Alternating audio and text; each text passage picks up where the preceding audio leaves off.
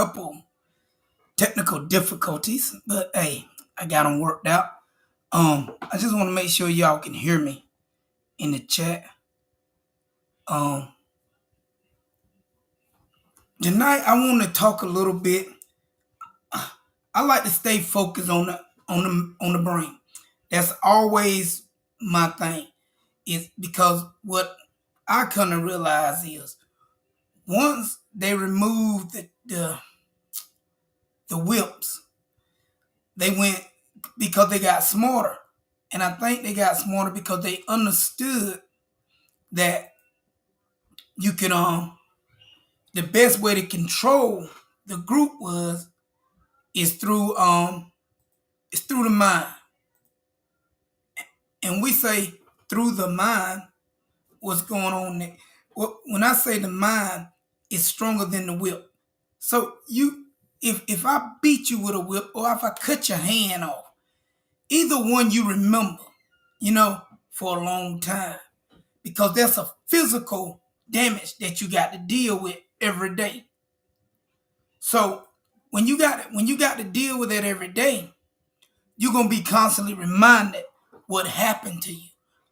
But if I can take and control the mind to make you blame yourself for situations that you deal with, that you endure, and I'm the educator of the manipulation of the mind. So a lot of times we relate being smart to being able, if a person can read and write. What we don't connect it to is the oppressor that enslaved us for that 250 plus years, that another 100 years of Jim Crow.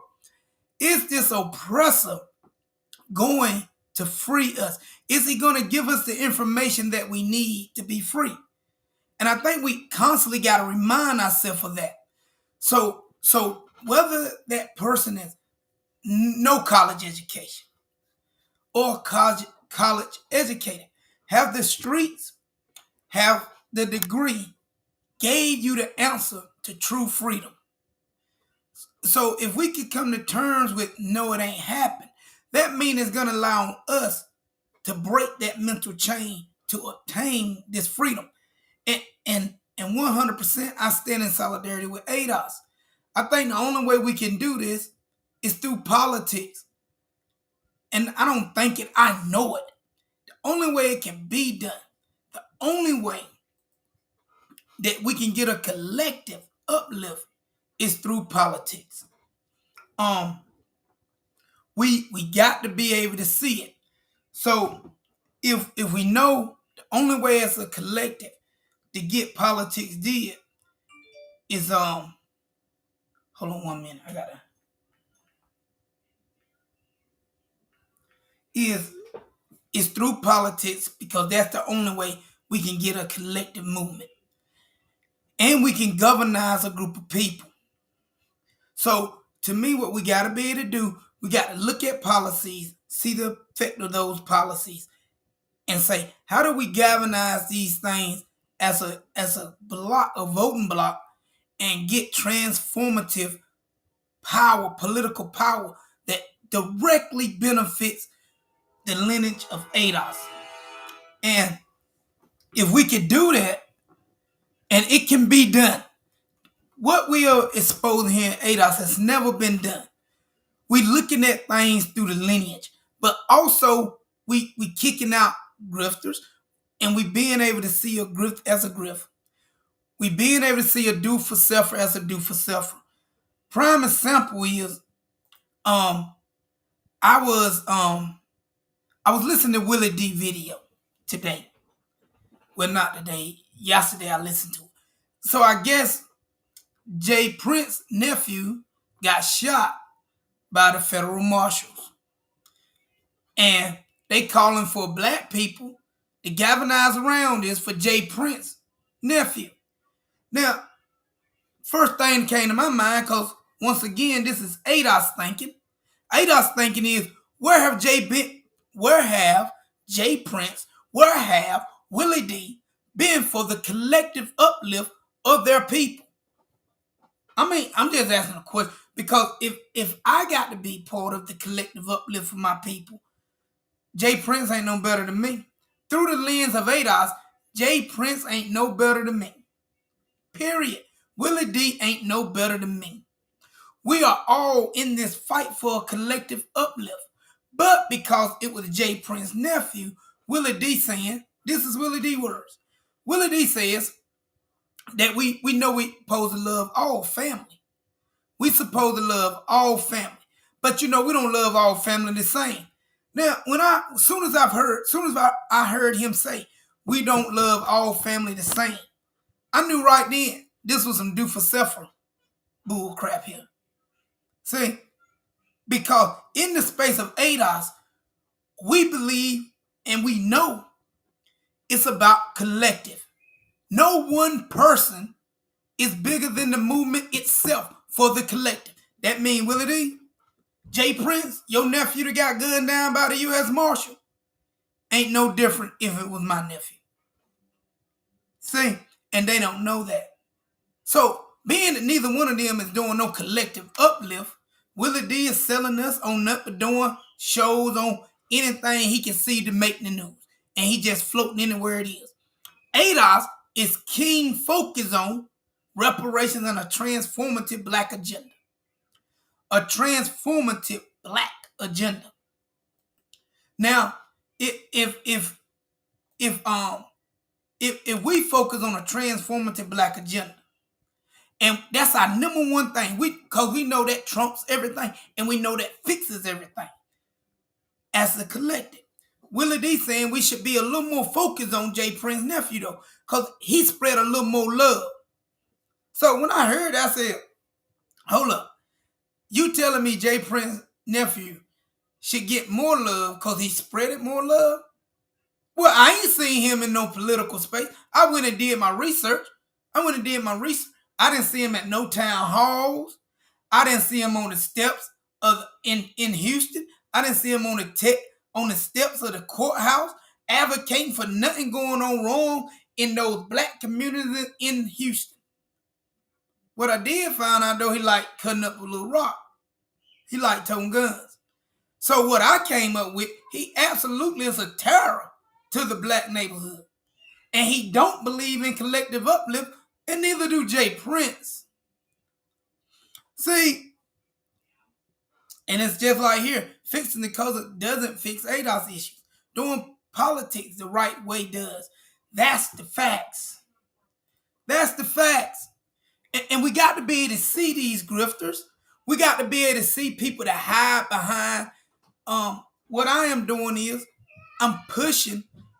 You take Willie D. Willie D kind of say, what I'm doing is getting the information out there. I'm telling people what's going on around the country with black people. That's 100% work avoidance. It's 100% work avoidance. What I mean is, if I can find a sweet spot. See, what a lot of black people try to do is find a sweet spot. What I call a sweet spot is where you ain't really got to do nothing. And you say, well, what I do is I report on things. You see, I report on things. So by me reporting on things, I ain't really got to go challenge no politicians. You know what I'm saying? Because I'm going to just report on what they do. I ain't going to have no call to action. I ain't going to sit down there and do no research on data. I ain't going to go to no town hall meeting and put pressure on politicians. What I'm going to do is just report. And sometimes I might report on the dog that got ran over across the road and the cop came up and shot the black guy. Whatever I can report. But that ain't putting pressure. That ain't fighting for a political change that transform black people's lives, ADOS people's lives. And when I say ADOS, I mean American descendants of slaves. That ain't gonna do it. And then we also got the people that say, hey, I'm coming from a different angle. Hey, I believe in ADOS. So, see, the way my mind works, okay, you say you believe in ADOS, but do you stand on ADOS? What do I mean? You say, hey, I believe in what ADOS doing. I believe in what Tone and Yvette is doing, and I support it. And understand we use the word support. So when you hear somebody say, I support it, your next question should be, how do you support it? Sure, here at ADOS, we believe in pressure. We believe in pushing, doing the work. That's what we believe in. It's a lot of people can talk, but can you show me the work that you are doing to move the line forward for the collective? Just saying you support ADOS don't mean you support them. That's why the name of my show is my enemy of my enemy my friend? I'm asking a question because in what we fight for here with ADOS, I believe your enemy of your enemy can even be ADOS enemy. You just got to be able to see them. Sometimes we can't see them because they get a little slick. Then they get a little slick. I've seen everything from pulling. It's people in this space right now pulling tricks that were played in the 90s, in the rap era. And what I mean, one of the tricks that were played in the 90s in the rap era. In the 90s, what rappers used to do, right, if they was a no-name rapper, what they would do was they would go after a mainstream rapper. They would start beef with that rapper. See, I think we can't ever forget all publicity, negative or positive, is publicity still. Because eyes are on that publicity. That's the trick they pulled in the 90s in the rap game. See, all I got to do is beef with this popular rapper that gets my name out there. People are, oh, it's Ja Rule and 50. They beat them. Oh, man. Their numbers go up. The record sales go up. Just go back and look at the sales of in that era of CDs amongst rappers that was having beef. It always went up. You never heard them pushing this reparations.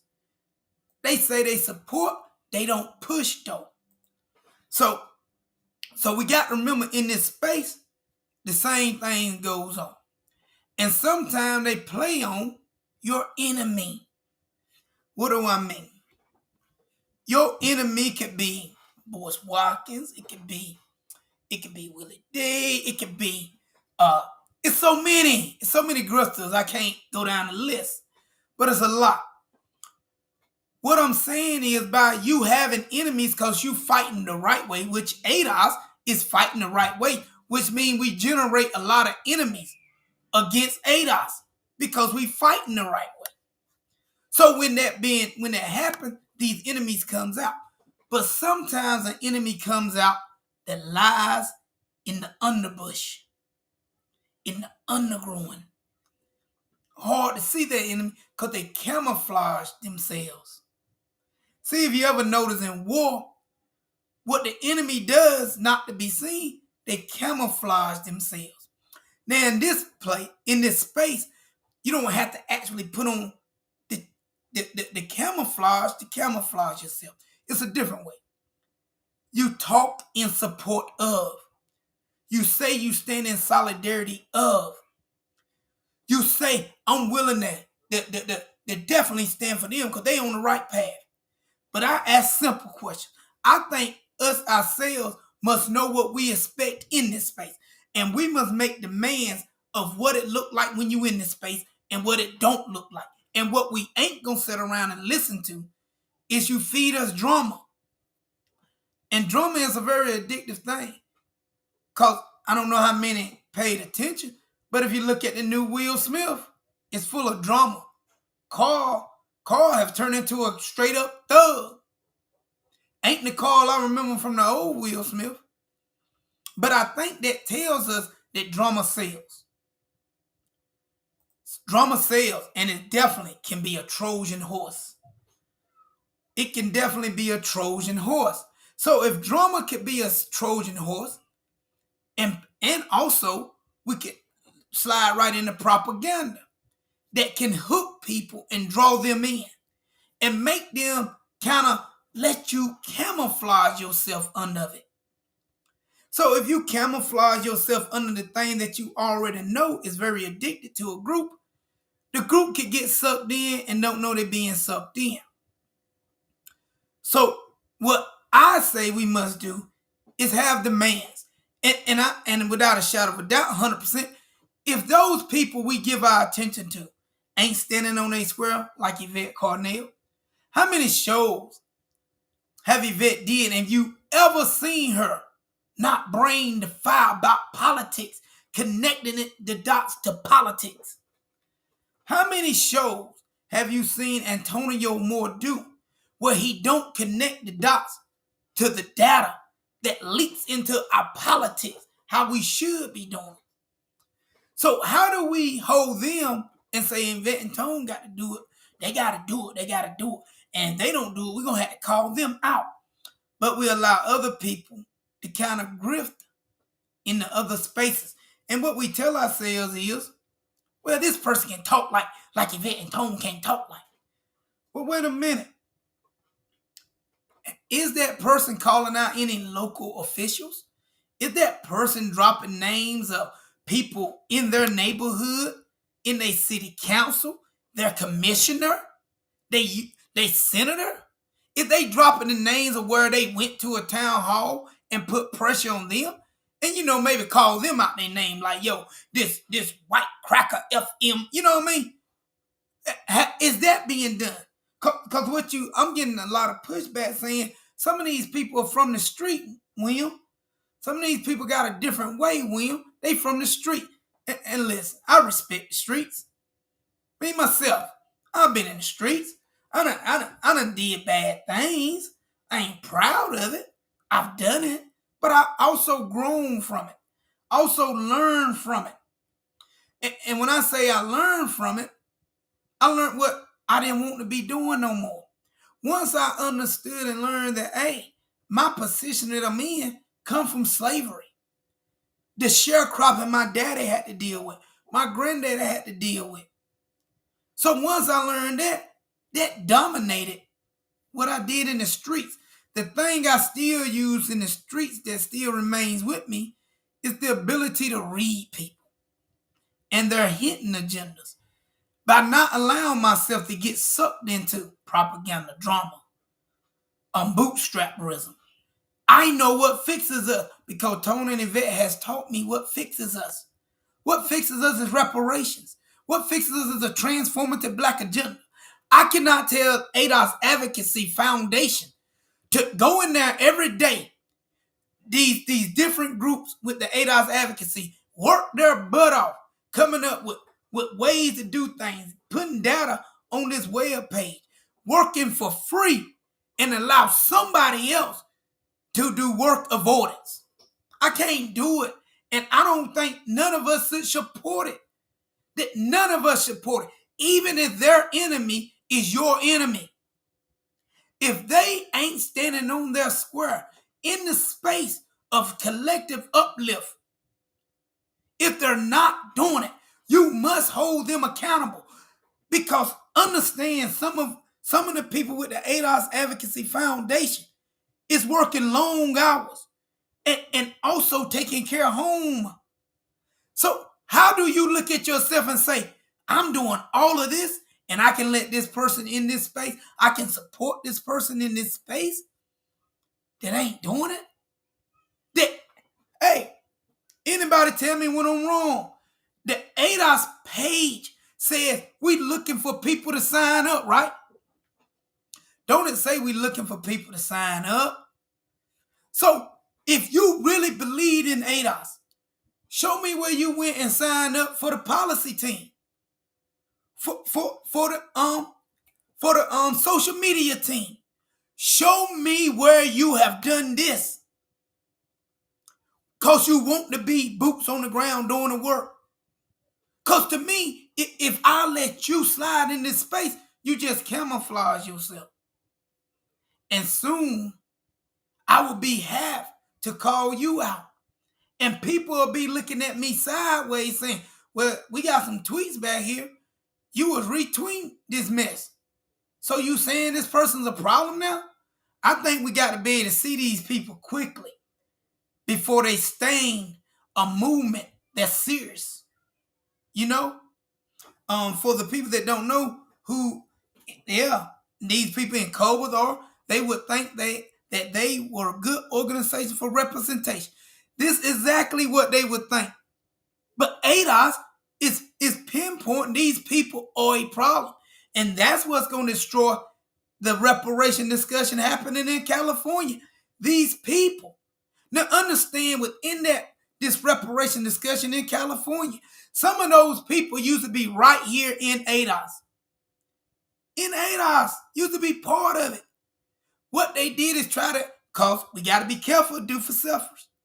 They real tricky, baby. They real tricky. What happened is they wanted to shine. They wanted the light. So they kicked Tone off the panel. And now that reparation, they stuck at, they don't know who it's going to be for. We got a reparation discussion going on in California. And they saying, we ain't for sure who it's going to be for. You see what happens if you don't nip it in the bud early.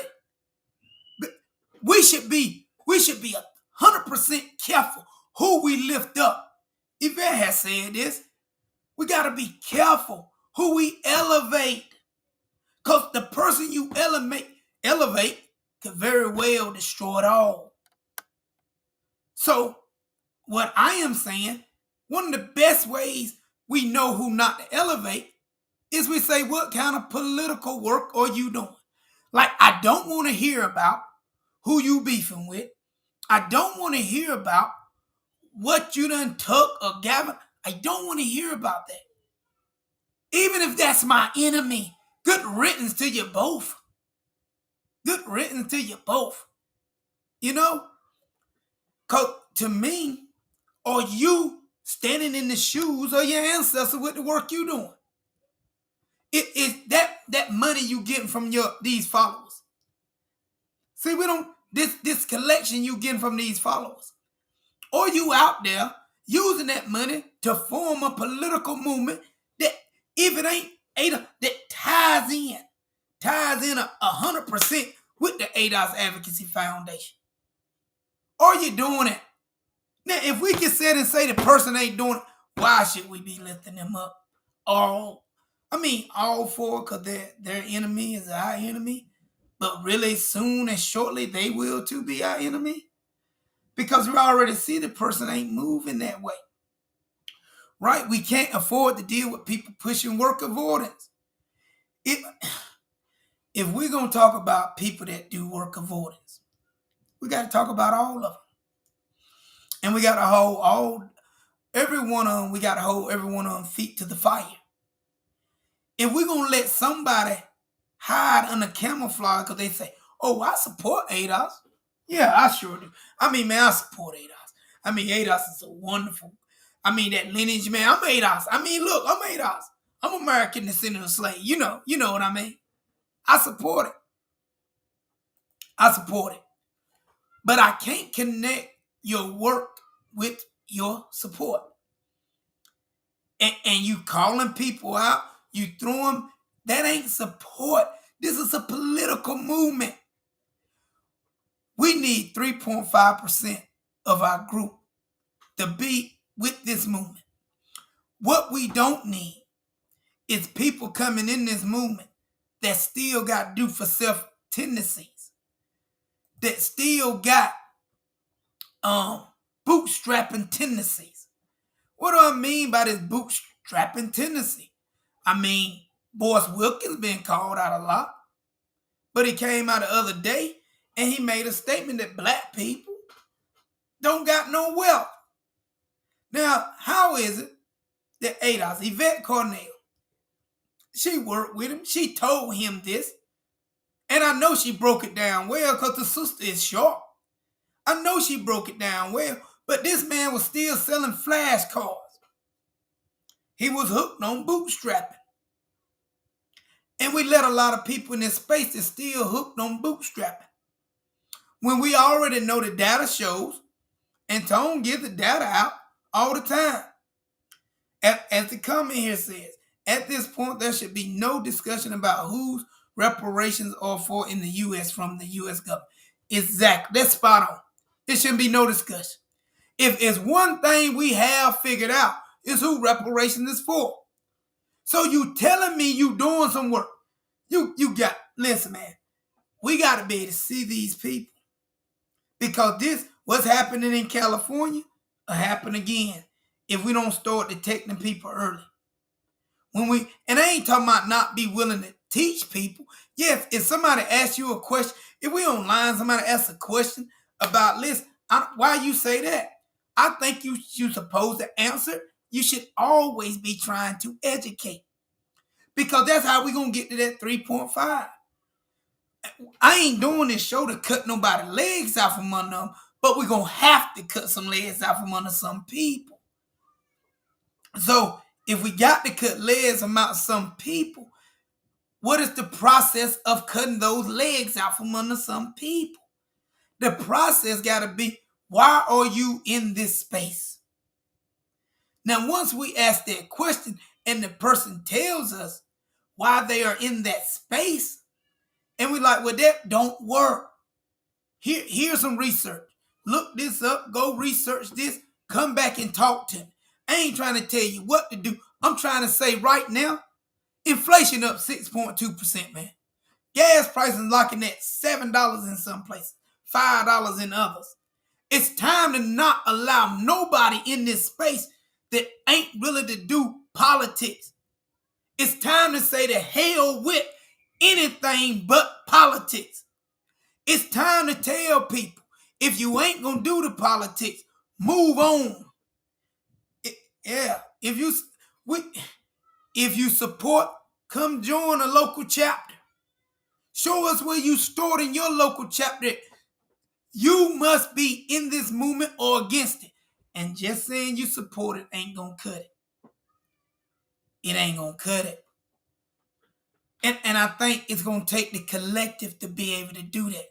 I think we even should throw it going. If we do go watch people videos, we should blow the chat section up with what is the work you doing politically.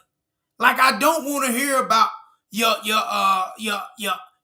online business. I don't want to hear about your flashcard because in this space we already know that don't fix it. What I want to know is, what are you doing to be part of the solution instead of the problem? Part of the solution instead of the problem. Ain't it? Hey, that don't shock me right there. That don't shock me. Listen, Willie D. Rocks with Tariq Nasheed. Enough said. You can drop the mic. Connect the dots. Connect. One thing you will find with ADOS, we always connect the dots. And what we start to see is a lot of these grifters, a lot of these bootstrappers, they hang in the same circles. They hang in the same, and a lot of them do some of the same thing. Now, my question is, right? And I'm just trying to be fair. Maybe it's something with me. Maybe I'm lopsided. But if I'm wrong, put it in the chat. Say, hey, William Dickens, you wrong. That ain't really, you can do this and that. Just let me know. Because if I'm going to talk junk about Boris Wilkins selling flashcards, how do I then turn around and support somebody selling online business? I'm just asking questions. I don't know it all. I don't have all the answers. I just need to know why we should do it.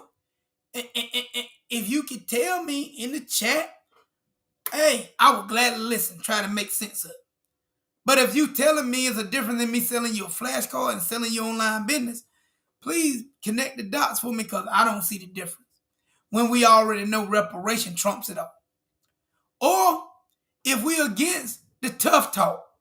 I heard people tell me they're against the tough talk. Me, myself, I'm against the tough talk. I'm against talking about getting guns and go taking white folks to war. I'm against it because I've had to tote guns and take people to war. And I've seen people get hurt, and I've even been hurt. You see? So I know what happens when that gunplay and that tough talk, when the action starts a lot of time. Don't be surprised if one talking the loudest be the first to tuck his tail and run. I say it again. When the action starts, don't be surprised that the one talking the loudest be the first to tuck his tail and run. See, the reason I know the tough talk ain't gonna get it, not because I'm a coward, because I done been in those battles and I know what it takes to go in battle. So a lot of times you see black folks walking around, they got their assault rifles. They talking about we got to protect our own community. We got to get some guns, damn it. We got to get guns. If niggas scared to tote a gun, niggas a coward. Okay. So I'm gonna play that. We're gonna do what you say do. We're gonna get these guns. We're gonna take white folks to war. We ain't gonna do politics. Because a lot of the people talk about taking white people to war won't even tell them straight up they owe them reparations. I'm gonna say it again. A lot of the people talking about taking white people to war, the white institutions to war with guns, won't tell that same institution you owe me reparations. So I don't know how you trust this coward that's scared to talk to white people and look them in the eyes and keep his head up, keep his shoulders up, that he gonna kill one. I'm just telling you, it might be me, I might be reading it wrong. You see, we got to get serious in these spaces. So you got a brother toting guns, you got 5 or 6 of them walking down the road, 300 of them walking down the road, they in all black, they got their guns, but they in a community that ain't their community. They flew from their community to this community that caused a stirring up of white folks getting mad. But then once they stir them up, they leave. They leave that black community to the mercy of white people that we know will do what they won't say they'll do. You'll find a black man hanging in the tree tomorrow. We act as if we ain't seen white people killed. They have slaughtered off kids, ADOS kids. Tell me this. All this tough talk. I'm just saying when you're tough, right? I need to see some track record. I'm just saying. How many of these black people talking tough, willing to just go out randomly and just find some white guy and just shoot him down cold-blooded? How many? I'm just asking questions. I need to know. Because you tough, right? How many gonna just go out randomly and just find a white boy walk and just shoot him down? Now, ADOS ain't gonna do that. I'm gonna repeat this. ADOS ain't with that at all. I'm just calling out the ones that saying they with that. Because let me tell you what white people do. They just find any black person and hang it. They don't care which one it is. They don't even care if it's a coon to us. Let's say we like this Negro here is a coon. We don't even care. They'll hang that Negro because they don't care. They just go find any black person and do something vicious to them. My thing is, are you willing to do that? Since you talking tough, you got all these guns out here. I wonder why you ain't moving like them, though. And another thing we got to think about, we talk this tough talk about taking them to war. This ain't no one-on-one conflict with a white guy. We talking about a group of people. That's the biggest group in the country. Now, a lot of times I tell people, war comes with a price. So your group is a worthless group, and you online talking tough about taking white folks to war. You got the machine gun, you got the military uniform on, but it's going to take a lot more than a military uniform on and an assault rifle for one man. They take on over 100 million people that's got more wealth and that owns everything. Yeah, the next time you listen to one of these tough talking cats, what I need you to tell them, where you going to get your ammunition from? Just ask them this. Do you got enough ammunition to last for a 30-minute fight? Do you got enough ammunition to last for a 30-minute fight? Because I'm going to tell you what you find out a lot of time with these tough talking people, right? They ain't even thought about that. Just ask them. Ask them how they thought about it. Do you got enough ammunition for a 30-minute fight? Gunfight. Okay, you get shot. Where you going to the hospital at, tough guy? You just wounded. Where you going to the hospital at, tough guy? Or tough girl. Because we got some women out here talking tough too. They talking tough too. They toting guns too. And they all acting like they're ready. See, you ain't got enough bullets to last for a 30-minute fight, right? Let's think about it, right? You don't got enough bullets to last for a 30-minute fight, yet you ready for war. Understand, America went to war with Afghanistan. Over a 20-year span war. Can anybody look up and tell me, did they ever read any news report that said they ran out of bullets? Oh my God, America ran out of ammunition, man. Oh, they ran out of ammunition. Oh my God, they ran out of ammunition. Can anybody find me that? I bet my life you don't find no article saying we ran out of ammunition. See? But we ain't even thinking about not having enough ammunition. Because I got this assault rifle. I'm going to shoot like 10 of them. But it's over 100 million of them. And they all got guns. We could almost put our life on it. That damn near 97% of white people got guns and got a lot of ammunition and making it in their own home too. They making the ammunition in their own home. How many ADOS people out there making ammunition in their own home? I'm just saying. Got guns but not enough bullets to last a day in a battle. So true. That's so true. It's so true. How many of you thought about it though? Or did you get caught up in the drama? Now I just told you about being careful, about getting caught up in drama. Tough talk. You see, propaganda kind of sucks us in. We want to pound our chest. We tough. And I remember a time I thought I was tough. But even me sometimes got mine showed to me too that I want the toughest. But hey, we got to stop being sucked in by drama. We got to, without a shadow of a doubt, be able to see people. Because what I'm telling you going on in this country, it's a serious moment. And we got to hold everybody accountable. When I say hold them accountable, we got to be able to see them. Listen, if we get sucked in by the propaganda, the drama, all the angles they use, if we watching somebody, right, just mimic somebody else. Now think about what I'm saying. I said Boris Wilkins was doing flashcards. We knew that wasn't going to work. And then we go follow or listen or support somebody doing online business while saying Boris he was a do for self. We got to see that person too. Then we got the tough talkers. Now, without a shadow of a doubt, I think we're gonna see some resistance in our fight. Without a shadow of a doubt. But I think it's going to be a smarter way to approach even that resistance. I'm going to say it again. Without a shadow of a doubt, I believe we're going to face some resistance in our fight. But I know without a shadow of a doubt, it's a smarter way to approach that resistance. See? And that is the art of war for all the tough talkers. That is an art of war for all the tough talkers.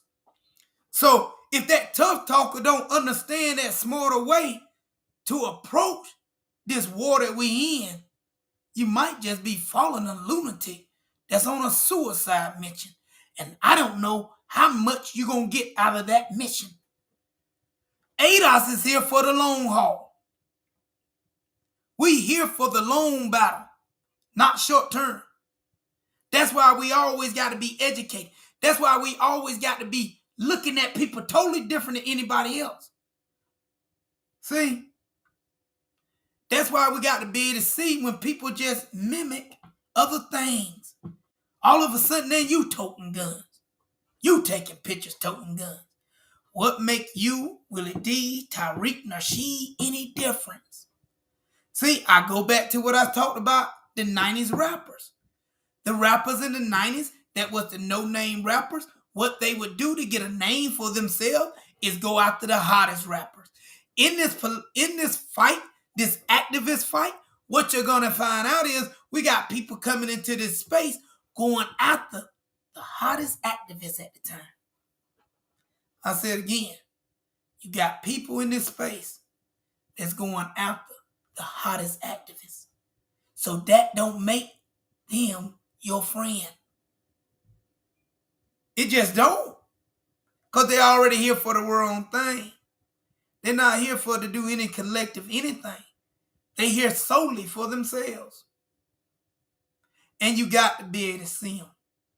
Because if you're doing work avoidance, we got to call it out. Now, I touched on Willie D. I touched on some activists in the spaces. Sometimes comes in the spaces of ADOS. And start to say, hey, I support ADOS. So these are things we got to look for. People that say they support but not doing the work. Wow, like I said, the ADOS Advocacy Foundation, we got people over there tonight doing the work. They doing the work, man. They over there tonight doing the work. A lot of them 5 days a week, 7 days a week, doing things for this movement. But you can't give support to a person that ain't willing to do what you're doing. It'll be crazy of you. I think we make the terms of who we allow in this space, period, and who we should shed out of this space. Who we should prevent from, once again, we talk about distractions, right? So if we talk about distractions, we got to be able to detect distraction. I remember one time I was in a meeting with this place up here that I do local politics with. In a meeting, I said, hold up. 1 minute. You telling me you saying this for black people, period. But the underlines going to be for everybody. When you go talk to these people, you going to tell them you're doing this for everybody. But you gonna lie to black folks and say, putting black folks first for a change. Hold up. So really you finna try to pull a Black Lives Matter. Really you getting ready to try to pull a Black Lives Matter. And you think my name, my face gonna be stamped on that. No. My name, my face ain't gonna be stamped on that. Because I ain't here for a popularity contest. I ain't here to be the center of attention. I'm here to pay attention and do local politics and call out bull crap when I see it. And you sometimes get that feeling that if you don't say it, it won't get said. And that's how I feel a lot of times. So my thing to all the ADOS, and I'm talking specifically to the movement of ADOS. If you ain't in the movement, get in the movement. We must become the face of holding everything accountable. And we don't care who we upset as long as we know we own our square and we know we connects the dots. If you ain't in this space for the collective, you must go. No longer are we in this space just to say, oh, I support what black people doing. Now, that's another thing that leads me to my next topic I want to talk about. So, I watched a video today. It was called The Elite of the Black People. The ultra elite of black people. Millionaire classes. Ultra elite of black millionaires. Now, don't get me wrong. I still didn't find no car lot. Yes, white people good guns and ammunition for weeks. I didn't find that out of this elite. I looked at it. It was torture on me though. It was torture on me. A 45-minute video that was torture. Now in this video, the first person they started with was he said he was multicultural and multi-race. You know, we know what that is. That's escape hatch talk. See, ADOS know what that is. When you get people talking like that, we know that's the escape hatch. And what I'm going to draw the line to is, I'm not William Dickens. Damn it. I'm not William Dickens. William Dickens, old country boy. Listen how he talk. Old country boy. Buck tussle down baby. I don't know. I don't talk like that. I'm not him. My pocket's straight. Well, I'm here to tell you. I know you're not me. See, because this first guy, he started in realtor. But his dad was ADOS. His mama was white. Now, the thing is, he went into realtor. Who you think opened those doors for him? His white mother. Without a shadow of a doubt, his white mother opened them doors for him. Johnny, put that link of that video in the chat because I want people to look at this video. Because it's wild now. Now remember, these are the ultra, the elite wealthiest. And they saying it's on the rise in America. That it doesn't double the amount of millionaires, black millionaires in the country. But the show won't produce by black folks. ADOS people. It was produced by Germans. I said, oh my God, a German produced this. We can't even produce the show that's going to talk about the ultra wealthy black people. We don't got the wealth to do that. I'm just saying, man, connect the dots. Make it make sense. Well, anyway, when you're watching this show, the black guy kind of goes through the fact that they got this stereotype going on about black people. That we lazy and we don't work. He basically said, I'm real high class. I'm real fancy. I'm not a rapper.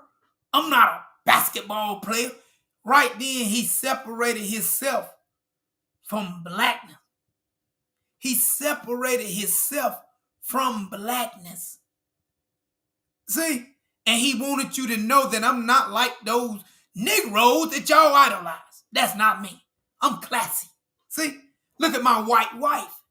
Now here we go. He got a white wife. He got a white mother. Whose side you think he on? Whose side do you think he's on? Is he on ADOS side? Would he advocate for us? No, he's not going to advocate for us. He's not. But he would be the decorative veil for us to cover up our suffering. He would do that. That was the first one. The second was a woman, ADOS woman. She did cream for the skin because she said black people's skin gets so dry. I mean, it just gets so dry. Well, if you're looking at me right now, I keep rubbing my nose because I got oily skin. So all black people's skin ain't dry. Mine oily. It's over oily. But anyway, you know what I'm saying? Anyway, we got to understand. They said she was worth $10 million. When I tried to research her, I couldn't find a net worth. Nowhere I went. It was hints saying she took 401k and took it to 40 million. No, I couldn't find it. Now, and she talked about a baseball player that bought her product. Well, the baseball player came in during the interview and pretty much said, listen, it ain't about the product for me. It's just about the people. So really, he was doing donations. I say it again. He was giving her a donation. He wasn't buying the product. I just needed to make sense. It don't make sense. So you had another woman. She only made, of course, they started losing the gravitation of the millionaires. And they just started looking for anybody. Because, hey, it's doubling, but I can't find no black millionaires. I'm struggling. And I think what the show tried to do, if you watch, what the show tried to do is stay away from celebrities.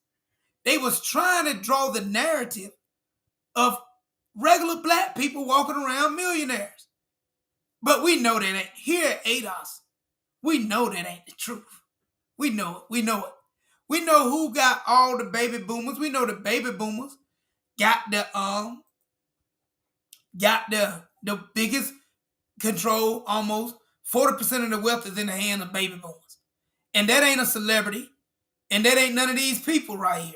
It's people that went to work and got a pension. That's right. See, they didn't want to show you that some of your millionaires is that net worth is held in their home and their cars. Because that wasn't going to be exciting to you. So what we got to do is try to find some that are normal, but are millionaires. And they were struggling with it. They found a woman making $350,000. And they call her an activist for buying black. They called that Troy Hunter invested in her product. Yeah. Troy, the baseball player. He invested in her product. But they called this black woman that made $350,000. I know that's a long ways from being a millionaire, but okay, we won't even talk about it.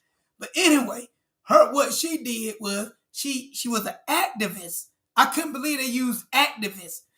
That she was an activist for people shopping black. That's what she did.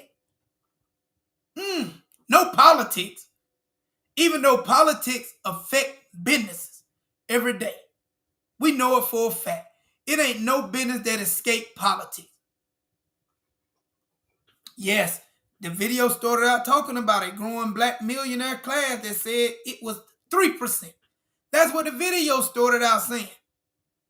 I mean, that ain't what the data support, but that's what the video started out saying. Now, this woman, that's what she did. And one thing I want to say right here at this moment, stop thinking supporting black business somehow gonna pull us out of being the bottom class. It ain't. Because understand what you saying can be done. What you trying to tell me that can be done is you could take a group that's starved out across the board, and somehow by doing black business, you don't got enough money, right?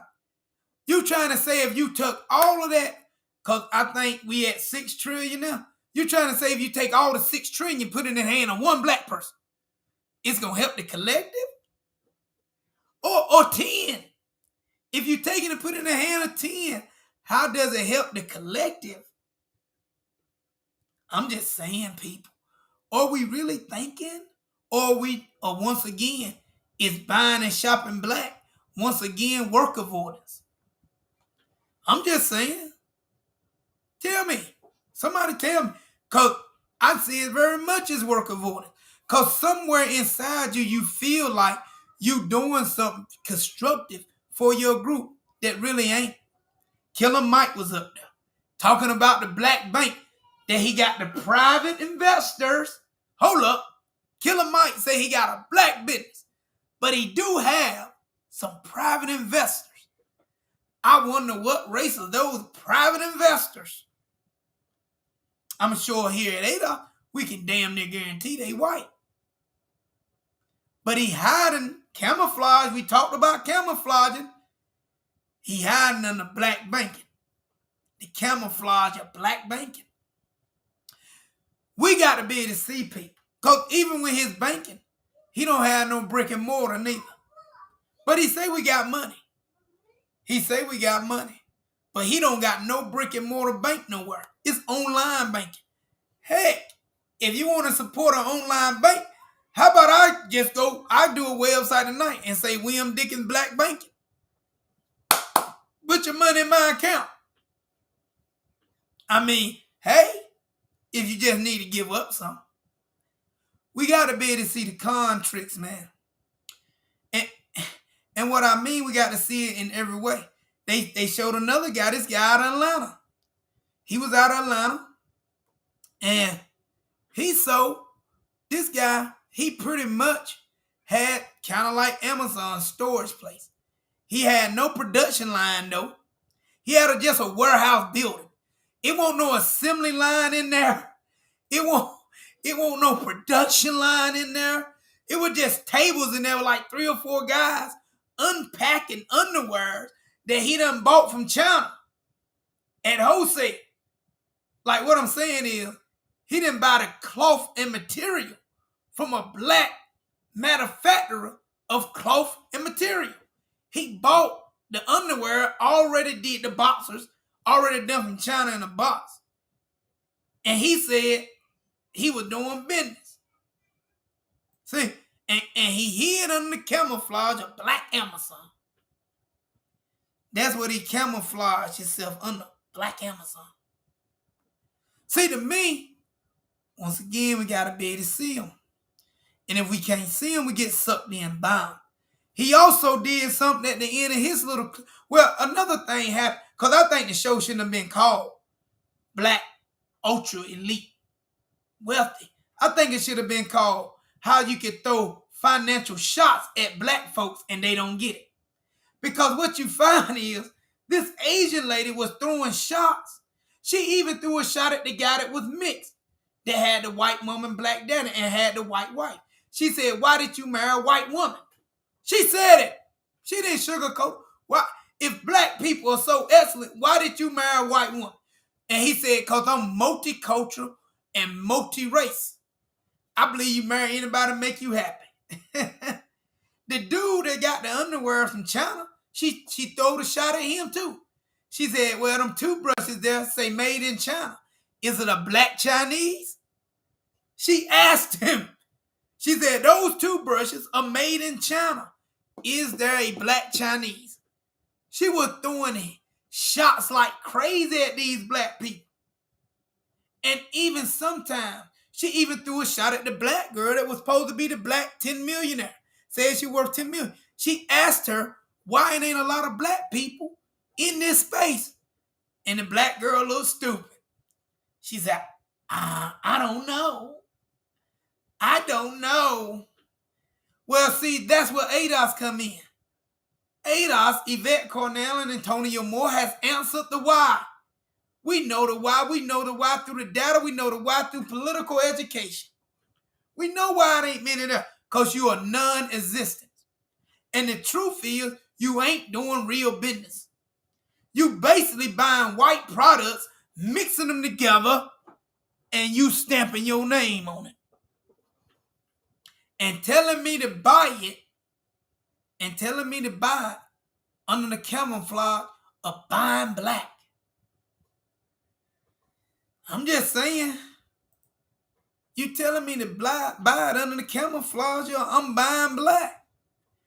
Where we are at in this country and the critical state we are at, I say challenge everything. If I'm going to buy black, are you going to vote and stand in solidarity for black policies that help the collective? Or are you going to do that? Because if you ain't going to do that, your black business can die off for as I care. It can die right off. I won't miss no sleep. Because if I'm going to starve out, my son and daughter's going to starve out, you starve out too. You starve out too. After learning this wealth and data, this video was real hard to watch. Very hard to watch. It's very hard to watch. And it's hard. What's up with you, Rob? Simeon? We know it's hard to watch because we know the data. So we also know when you're grifting. See, that data changes the conversation. Now we get to the real estate. We found out. I don't think this lady was really ADOS. I think she was Hispanic because the last name was Perez. I don't know many black people with the last name of Perez. I'm just saying. I'm just saying now. I just don't know a lot. Some of y'all may know something, but I don't know a lot. But anyway, Perez showed a house in Atlanta. The house was worth $1.5 million. $1.5 million is what the house was worth. Showed it to a black couple and said, this ain't nothing to them. This ain't nothing to them.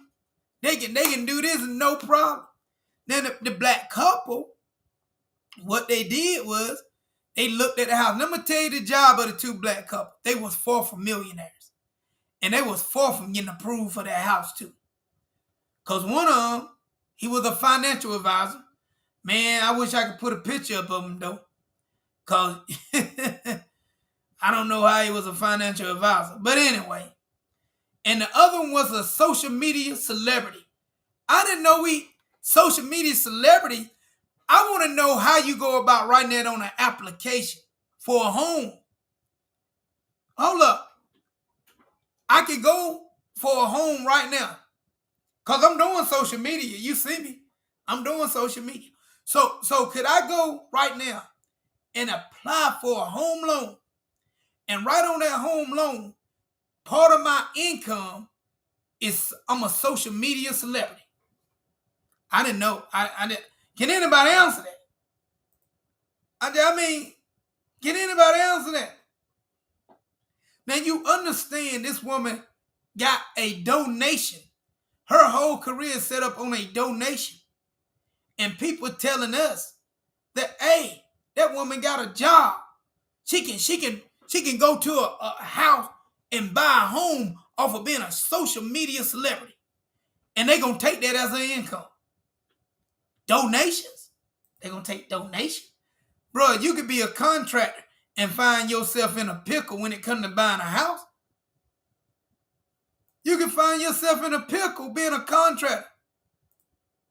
So if she could do that, then the woman walking around this $1.5 million home with this black couple, this ADOS couple, and they walk through the house, and the guy walk in the bathroom, and the guy make this statement: "Is these heated floors? I need heated floors."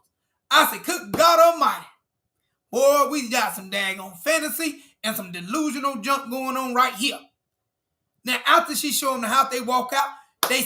She said, "Deal done." They decided to purchase the home, an easy sale. I ain't never seen a house deal get closed that quick. She said, that is your home. Hope you enjoy it. Now, understand, let's trick it into her. Because they said she made $50,000 off that deal. And she do deals like that all the time. I said, what? Now, understand, she said she do. Oh, we can't let people gaslight us and lean on our emotion to pivot our unspecific. Exactly. We can't let them do it. We can't let them do it. And we shouldn't let them do it. We should hold everybody accountable. Now, understand, they said she made $50,000 off the deal. That blowed my mind. I said, $50,000? But they went to her home. She was in just a regular townhome. She lived in a regular townhome. I mean, I could afford that townhome. And I don't make $50,000 off of one sale of a home. Wow. That's a lot of cash. I don't know how I can afford the same place she lived in. I'm at a loss of word. Put it this way. Their math was not mathing. I said again, their math was not mathing. Still had to furnish their house, make repairs, pay taxes, all that. They're going to have to do all that. The thing that shocked me, this woman said she do 3 or 4 sales like that a month. But she went, now remember those sales, she get 50 grand off that. She said she do 3 or 4 of them kind of sales a month. But then she go and say, I made $250,000 a year. Wait a minute, sister. Now, I'm pretty good at math. And if you're doing 3 or 4 of them a month, you make well over $250,000 a year, unless you're lying. And now you crossing your lies up.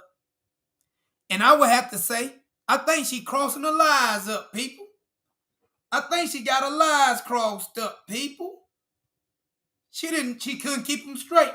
We know how a lie go. We know how a lie go. Sometimes you can't keep the lie straight. Okay? Just what it is. If you can't keep the lie straight, you get it confused sometimes. I think she got it confused. While she was talking, telling so many lies, she got confused what she had just said. You know? So, hey. And trust me, these repairs, man, repairs are a problem. Now, understand, we go to her house, though. They go to her house because they want to show you she live in luxury, too. But it was hard to show she live in luxury in that townhome. I lived in a townhome. I used to get tired of all the neighbors' noise that I used to have to hear. You know what I mean? It's just what it is when you're in a townhome. But they also talked about her having 2 kids, single parent. She was single parent. I mean, wow, making all that money single parent, too. Dang. Kind of hard to hold a family together these days, ain't it? But anyway, and she had to call the nanny to come watch the child because she had a celebration. From that home she sold, they were having a celebration for the home she sold. But I thought she do 3 or 4 of these a month. You telling me y'all celebrate every time she do this?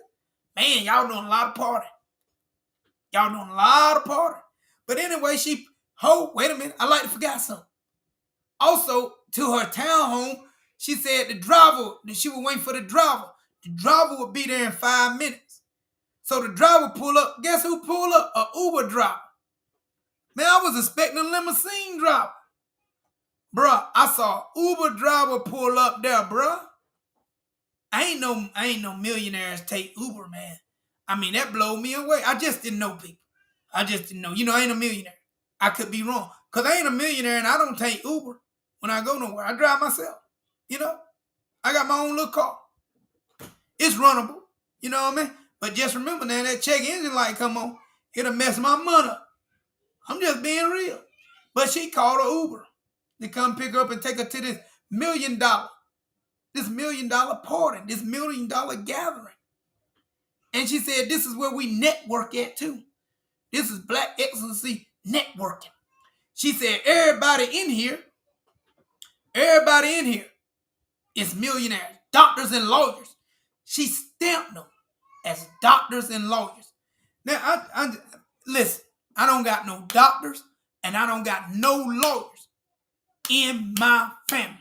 On my ADOS mama side, on my ADOS daddy side. Now, understand what I'm telling you. My mama had 19 brothers and sisters. My daddy had 22 brothers and sisters. And I got no niece, I got no first cousins out of all those people that are a doctor or a lawyer. How did she get so many in that one building? I mean, I ain't even got to speak from the data. I can speak from lived experience. Facts. And the data gets a lot worse than what I just spoke. The data gets a lot worse. Because right now, in our group, what we struggle with is finding what? An ADOS doctor. I wonder, how did Atlanta get so many? How did Atlanta get so... And how did Atlanta become the Mecca while at the simultaneously being where wealth and disparity is the worst in the country? But it's also the Black Mecca. I'm just saying, can somebody make this make sense? How does it be the Black Mecca and wealth and some of the worst wealth and disparities in the country? Oh my God. That's what they kept calling it. But they also called Chicago the Black Mecca. I was like, wait a minute. Is it Atlanta or Chicago the Black Mecca? Which one is it? Because for as I know, they all got poverty levels that's terrible. And we already know that with Chicago. So that show is in the link. It's in the link. If you go through the chat, if Johnny will post it again, you can click on it. And you'll be able to click on it. But it was called the Black Ultra Elite Millionaires. And now through this whole show, I didn't see one car line that was being produced by none of these people. Not one car line being produced. Manufactured, produced, and sold on the showroom floor at a Black company. I didn't see that. I didn't see nobody building military weapons for the United States government when they go to war. Because we know them they got contractors that build those weapons. But I did not see one single military contractor that was Black. Nowhere. They didn't even talk about one. So to me, what I actually saw was what Tone pointed out. We don't own or produce anything in America. But they will try to sell us on a disillusion that we do. And they will try to seek out and make us believe we got to win when we losing. That's why I say we got to connect the dots and we got to hold people accountable from top to bottom. Nobody get left out. If you want my attention, I need to know that you move for the collective and you don't move as the deck of the veil. And you don't move by a bootstrapping and do-for-selferism. And if I see those characteristics in you, I must call you out and counsel you. This is the work for ADOS. And we must do it with everybody. Even if my enemy is your enemy, ain't my friend. In this space, what we find, this political space, what we're going to come to terms with, that even if you're the enemy of my enemy, you still could be my enemy. Why? because the type of fight we in. We're in a political fight. A lot of snakes. A lot of snakes. A lot of grifters. A lot of do-for-selfers. And like I said before, sometimes they hide under that camouflage.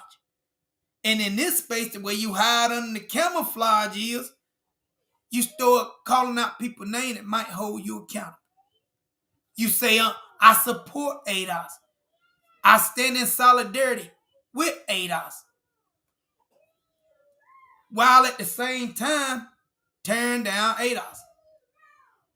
So, is that an hour mark? I'm going to shut it down. And I appreciate everybody for joining. And if I don't see you next week, because I'm going out of town working. I got to get that money. Just know I'm in the fight, always in the fight. And we always must hold people accountable. Remember to stay strong. Keep the line moving forward and stay focused. And I appreciate everybody that joined tonight. We out, fam.